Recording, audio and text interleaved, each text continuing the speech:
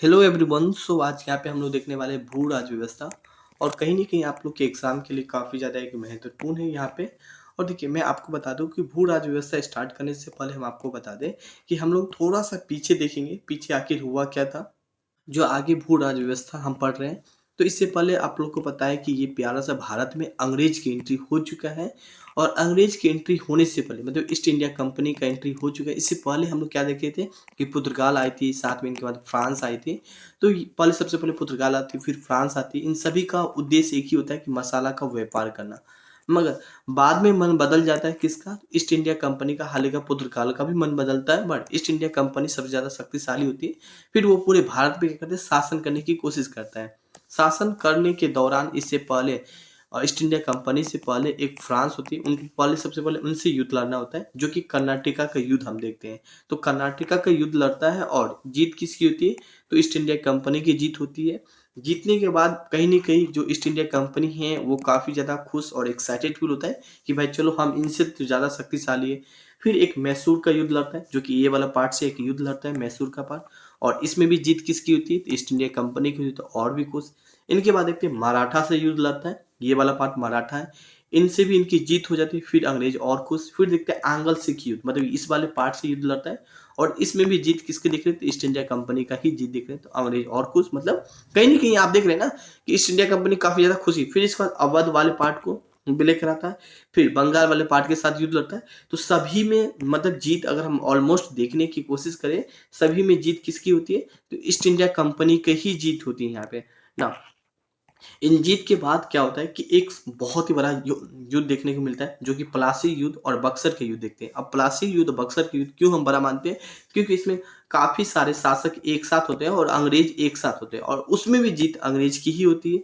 बक्सर के युद्ध में भी अंग्रेज की ही जीत होती है। तो कहीं न कहीं हम ये सारा पार्ट ऑलमोस्ट कवर कर चुके हैं, जो कि आप देख सकते हैं। तो इन सभी में जीत ऑलमोस्ट अंग्रेज की ही मिलती है। फिर आगे जैसे ही इनकी जीत मिलती है, तो पूरे भारत को चलाने के लिए उनको क्या ज़रूरत पड़ेगी?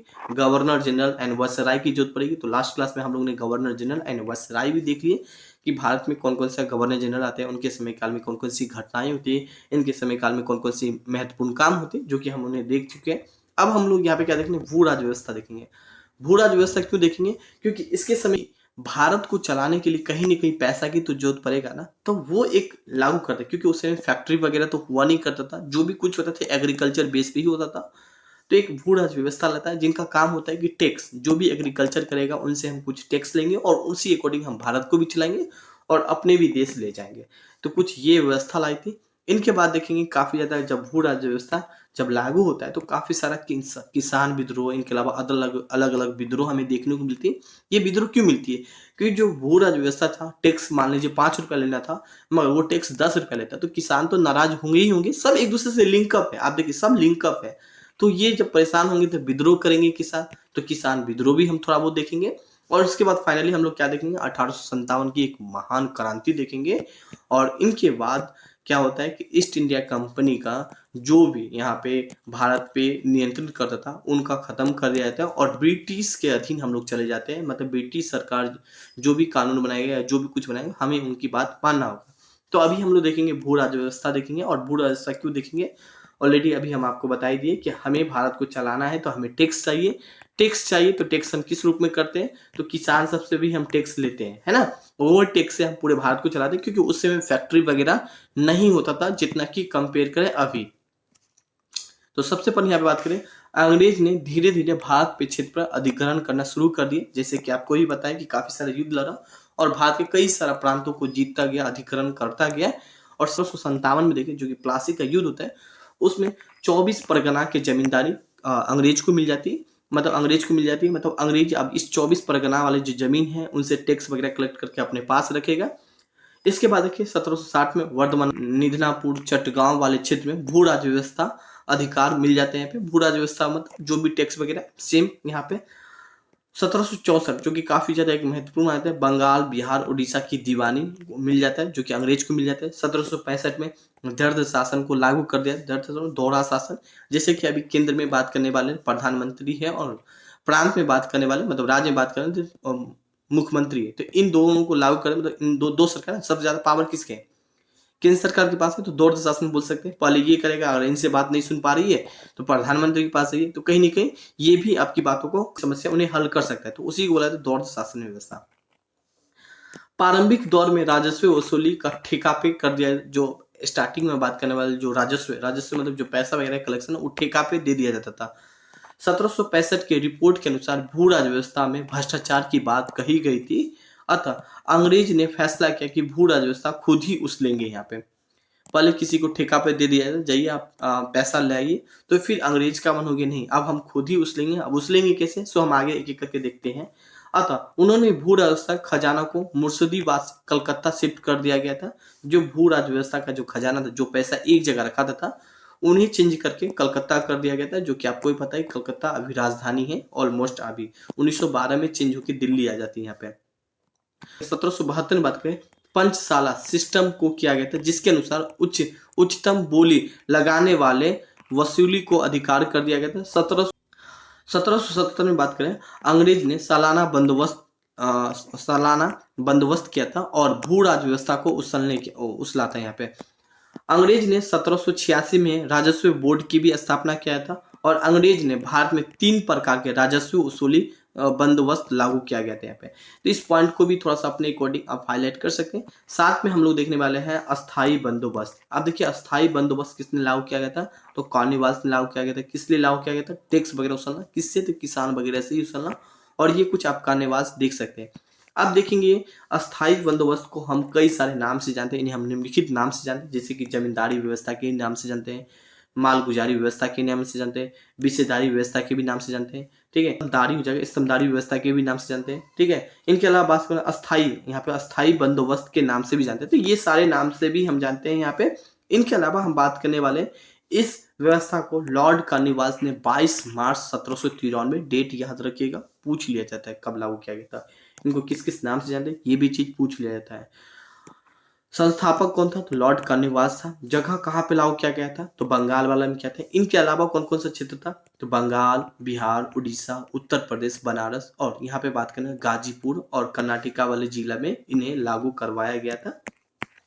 कब लागू किया गया था, तो 22 मार्च 1793 को लागू किया गया था। कितना परसेंट, भारत के कितने परसेंट जमीन पे लागू किया गया था, तो 19% जो भाग है ना, उन पे ये अस्थाई बंदोबस्त को लागू कर दिया गया था। मतलब 19% वाले भागों पे क्या करेगा, अस्थाई बंदोबस्त के माध्यम से सारे टैक्स कलेक्ट किया जाएगा किसानों से। यहाँ पे ना आगे यहाँ पे बात करें, जो भूमि का स्वामी था वो जमींदार हुआ करता था। मतलब मान लीजिए जो जमीन है, ठीक है, अब किसी जमींदार को दे दिया कि जाइए आप इस सारे टैक्स को आप कलेक्ट करके लाइए और हमें दीजिए, तो ये सारे टैक्स लाते थे कलेक्ट करके और अंग्रेज को दे देते थे। बस यही काम जमींदार का हुआ करता था, उनको एक एरिया दे दिया जाता था।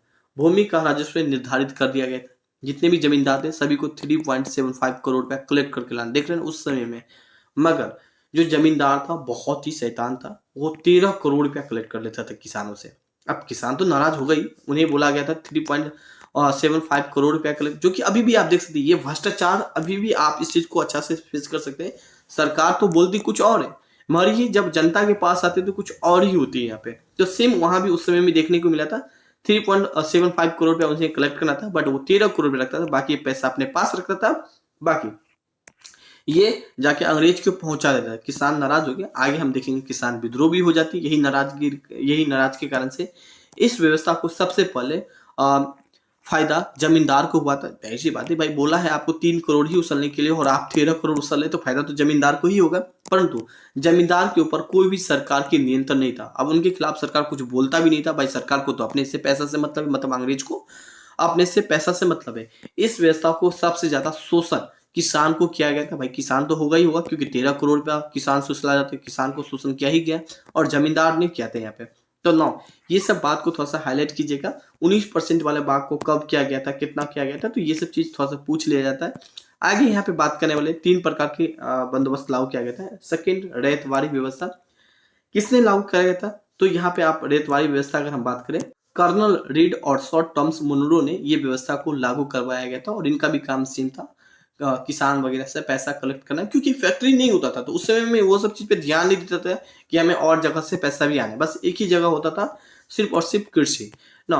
रैयत के मतलब होता है किसान होता है। इस व्यवस्था को किसानों को भूमि का मालिक बनाया गया था। मतलब तो देखिए इसका मतलब क्या था कि जैसे कि किसान है, मान लीजिए, ठीक है, अब किसान को ही मालिक बना दिया कि जो भी आप टैक्स है वो आप खुद ही दीजिए। जमींदार को, पहले जमींदार को देना होता था, तो आप जमींदार को ना खुद ही आके आप हमें दे दीजिए। अब काफी सारा किसान आके अगर सीधा अंग्रेज को पैसा देगा, तो अंग्रेज के पास इतना क्षमता थोड़ी है कि सभी से पैसा एक साथ ले सके। तो कहीं ना कहीं ये चीज हम देखते हैं पूरा तरीका से 100% तो सक्सेसफुल नहीं होती है। जमींदार में क्या होता था कि कुछ क्षेत्र दे दिया और सीधा जाके जमींदार को पैसे दे दिया, जमींदार जाके दे दिया। मान लीजिए 100 जमींदार हुआ, 100 जमींदार आराम से। मगर यहाँ पे बात करें किसान तो लाखों में है। अब लाखों जाके अंग्रेज के पास पैसा, तो भीड़ तो बहुत ज्यादा हो जाएगा, उनके पास इतना टेक्नोलॉजी, इतना साधन तो है नहीं।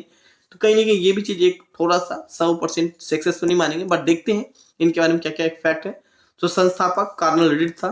शॉर्ट टर्म्स मुनरो था जो कि संस्थापक माने थे। समय बात करने वाले तो 1792 था। जगह कहाँ पे हुई थी, तो मद्रास में हुई थी। राज्य बात करने वाले किस राज्य में इन्हें लागू किया गया था, किस किस राज्य में, तो तमिलनाडु में लागू किया गया था, मुंबई में किया गया था, पूर्वी बंगाल, असम और कर्नाटका वाले क्षेत्र में लागू किया गया था। और भारत के कितने परसेंट वाले क्षेत्र पे लागू किया गया था, तो 51% के क्षेत्र पे इन्हें लागू किया गया था। और 19% का टोटल 100% होता है ना, तो 51% पे रेतवारी व्यवस्था को लागू कर दिया गया था। और 19% पे आप बात कर सकते हैं अस्थायी बंदोबस्त को लागू किया था। बाकी जो भी बचेगा आगे हम बात करने वाले महलवारी व्यवस्था ना। आगे यहाँ पे बात करने वाले भूमि का स्वामी कौन होता था, तो किसान होता था। कारण क्या था, जमींदारों के द्वारा किसानों पर अधिक शोषण करने के कारण रैयतवाड़ी व्यवस्था को लागू कर दिया गया था। मतलब ऑलरेडी आप देखते हैं किसान काफी ज्यादा शोषण कर रहा था, किसान नाराज हो गया था, जिसके कारण से सरकार इनकी बातों को सुन लिया और फिर उन्हें लागू कर दिया जमींदारी व्यवस्था। फिर उनको रैयतवाड़ी व्यवस्था को लागू कर दिया गया था। अब और थोड़ा सा इनके बारे में 1820 में इस व्यवस्था को मद्रास में भी लागू कर दिया गया और मुनरो को गवर्नर बना दिया गया था। इस व्यवस्था के द्वारा किसान के द्वारा लगान सीधा सरकार को दिया जाता था और कर से पहले भूमि का संरक्षण किया करता था, तथा इसके बाद भूमि पर टैक्स निर्धारित कर दिया जाता था और व्यवस्था को बिचौली नहीं हुआ करता था। मतलब आप समझ रहे हैं ना कि मतलब टैक्स कितना देना है। तो ये टैक्स के लिए पहले अंग्रेज उस चीज को विजिट करता था, फिर उनको तय कर देता, ठीक है आपके पास इतना जमीन है, आप इतना टैक्स 5 रुपया या 10 रुपया या जो भी अपने अकॉर्डिंग आप जमा कर सकते हैं। तो इसमें बिचौलिया नहीं हो करता था, ठीक है। तो कहीं ना कहीं ये चीज काफी अच्छा एक माना जाता है। मगर एक खराबी वाली बात क्या था कि मान लीजिए काफी सारे किसान एक साथ जाएंगे तो परेशान तो होंगे ही होंगे। भाई अंग्रेज के पास इतना साधन नहीं है कि सभी से पैसा ले सके। तो फिर क्या करता है, अगला जो बंदोबस्त लागू होता है वो महलवारी होता है यहाँ पे। अब महलवारी क्यों लागू करता है, क्योंकि देखिए काफी सारे किसान को बोलते हैं कि आप ठीक है सभी किसान एक किसान को दे दीजिए और ये किसान आके सीधा हमें दे देगा, मतलब बिचौलिया का भी काम खत्म। तो ये कहीं ना कहीं अच्छा होता है। तो देखेंगे ये कितने वाले परसेंट पे, कितने परसेंट पे लागू होता है। तो ऑलमोस्ट हम लोग देखें 51% प्लस 19% देख चुके, बचा केगा 31% बचेगा। 31% पे महलवारी व्यवस्था को लागू किया जाएगा। यहाँ पे थोड़ा सा अगर हम देखने की कोशिश करें, इस व्यवस्था का अर्थ होता है जागीर होता है या गांव होता है। मतलब एक गांव के जितने भी किसान हैं किसी एक किसान को देगा और ये किसान जाके अंग्रेज को दे देगा। आप लोग भी ऐसा करते हैं कि जो भी पैसा है भाई थोड़ा पैसा लो ना, जमा कर देना वहां पे जाके। तो जमा कर देता है वहां पे अपना जो भी आईडी कार्ड होता है या जो भी आपका कोड होता है वो कोड बताता है, जमा हो जाता है। जागीर होता है। इस व्यवस्था को गांव को एक साथ स्थापित कर दिया गया था। तो स्थापना किसने किया था, तो लॉर्ड हॉल्ट मैकेज ने किया। देखिए कब किया गया था, तो 1822 में किया गया था। किस राज्य में किया गया था, उत्तर प्रदेश, मध्य प्रदेश और पंजाब वाले भागों में इस व्यवस्था को लागू किया गया था। कुल कितने परसेंट पे यहाँ पे बात करने वाले, जो 30% पे इन्हें लागू कर दिया गया था। अगर आप तो टोटल जोड़ोगे तो 100% पूरे भारत पे 3 तरीका से टैक्स उसूला करता था अंग्रेज, ठीक है। अब उछल के क्या करता था, तो वही मतलब काफी सारे स्कूल कॉलेज की स्थापना करता है। जैसे कि अभी भी आप उस चीज को आप देख सकते हैं ना। इसमें जो भूमि का स्वामी है वो गांव या जागीर, मतलब जितने भी किसान है सभी किसान एक को दे देगा, गांव के एक किसान को दे देगा और वो जाके टैक्स जमा कर देगा ना। आगे यहाँ पे हम लोग बात करने वाले हैं इस व्यवस्था को लगान निर्धारित करने के लिए मानचित्र या पंजीकृत किया गया है। मानचित्र व्यवस्था को अगर आप लोग लेना चाहते हैं फैसिलिटी, तो उसमें मानचित्र तैयार किया जाएगा कि हाँ आपका जमीन का नक्शा वगैरह, या पंजीकृत कर दिया जाएगा कि ये जमीन आपका है और यहाँ से इतना टैक्स लेना है। इस व्यवस्था को मार्टिन वड ने निर्देशन में तैयार किया गया था। और दादा भाई नौरोजी ने पॉवर्टी और ब्रिटिश रूल इन इंडिया नामक एक किताब लिखी थी। जैसे कि यहाँ पे आप देख सकते हो poverty and un British rule India किताब लिखी थी। इस किताब लिखने का उद्देश्य क्या था, इकोनॉमिक के बारे में उन्होंने जानकारी दिया था दादा भाई नौरोजी ने, किस रूप में अंग्रेज आप लोग को शोषण कर रहा है, ठीक है। तो ये सब इनके बारे में लिखा था। खैर हम इनको हम इकोनॉमिक्स सेक्शन में देख लेंगे। जब हम इकोनॉमिक्स पढ़ेंगे तब इन किताबों के बारे में हम चर्चा कर लेंगे। दादा भाई नौरोजी ने ब्रिटेन के संसद में चुनकर पहुंचने वाले पहले एशियाई नेता थे। उन्होंने डब्ल्यू.सी. बनर्जी के साथ लंदन इंडिया एसोसिएशन का भी स्थापना किया गया था और ब्रिटिश शासन के पास अर्थव्यवस्था को खोखले का सिद्धांत भी कहा था। देखिए, टैक्स तो लेता था मगर बहुत ही ज्यादा टैक्स लेता था, जो कि इतना नहीं होना चाहिए। मतलब इतना लेता था कि मतलब कहीं ना कहीं किसान को गरीब बनाता था। किसान कभी चाहे कि हाँ हम अमीर बन सके, 1 कट्ठा से 2 कट्ठा जमीन खरीद सके, ऐसा नहीं रखता था। कहीं ना कहीं किसान को गरीब बना के रखता था। तो यही बात दादा भाई नौरोजी ने बोला था कि जो इनका जो अर्थव्यवस्था वो खोखला का एक सिद्धांत बोला था। उन्होंने ब्रिटिश भारत का शोषण किया था। उन्होंने कहा था जो ब्रिटिश है वो भारत को शोषण कर रहा है। तो ये सब बात था। और साथ में बात करें, कार्ल मार्क्स आता है जो ब्रिटिश के आर्थिक नीति का एक घिनौना कहा था, क्योंकि वो टैक्स बहुत ही ज्यादा लेता था। एक होता है टैक्स लेना और एक होता है बहुत ही ज्यादा लेना। तो इससे काफी लोग नाराज होते थे। फिर भी किसान खुश नहीं थे, नाराज थे, क्योंकि टैक्स जमीन से भी ज्यादा टैक्स लिया करते थे। नान विद्रोह का फिर शुरुआत होती। काफी ज्यादा किसान तो नाराज होते ही, साथ में काफी सारे जनजाति भी नाराज होते हैं और नागरिक भी नाराज होते हैं यहाँ पे। ठीक है, नागरिक मतलब आम पब्लिक नाराज होते हैं ब्रिटिश की कुछ घिनौना नीति के कारण से। तो आगे हम लोग फिर देखने वाले नेक्स्ट किसान विद्रोह देखेंगे। इनके बाद देखेंगे 1857 क्रांति देखेंगे। तो यहाँ पे आप लोग देख सकते हैं मालवारी लगभग 30% वाले भागों पे लागू किया गया था। रैयतबारी 51% वाले भागों पे, अस्थायी बंदोबस्त 19% वाले भागों पे लागू किया गया था यहाँ पे। तो ये सीधा सीधा वन लाइनर पूछ लिया जाएगा कि मालवाड़ी कितने परसेंट वाले भागों पे लागू किया गया, 30%, रेतवाड़ी 51%। तो ये सीधा बात को अपने अकॉर्डिंग आप हाईलाइट कर सकते हैं। तो थैंक यू। एंड हम आप लोग के लिए जल्दी ही इन जितने भी क्वेश्चन कवर कराएं इन सभी का एमसीक्यू बुक प्रोवाइड करा देंगे, ताकि सभी साथ हार्ड कॉपी के रूप में। Thank you. और बहुत ही मिनिमम प्राइस में अभी हम डिजाइन नहीं किए, जितना जल्दी डिजाइन हो जाएगा इतना जल्दी हम प्रोवाइड करवा देंगे। Thank you.